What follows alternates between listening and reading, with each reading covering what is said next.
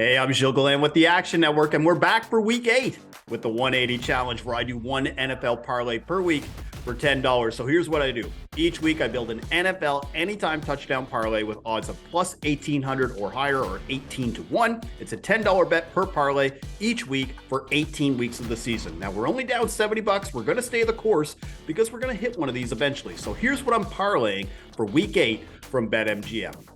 And my first pick, we're going to go with Damen Pierce, who's in an ultimate get-right spot because he's only got one touchdown this year, but Carolina might be the worst run defense in the NFL. 31st in rush yards allowed, last in rushing touchdowns. Pierce leads the team with 16 red zone carries. If he can't punch it in on this defense, it might be time for him to look for a different career.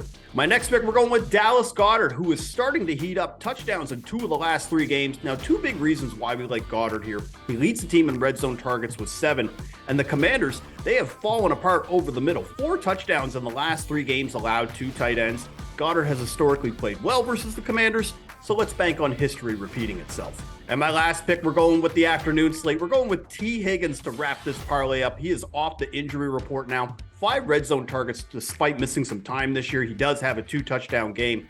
And the Niners, they've allowed the 2nd most catches and 10th most yards to wide receivers this year. They're not going to be able to run the ball that much on this defense, and the Bengals run game is a mess anyway.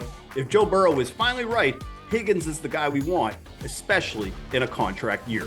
So this parlay comes out to just around 20-1, and that's the 180 Challenge for Week 8, brought to you by BetMGM. Bon chance.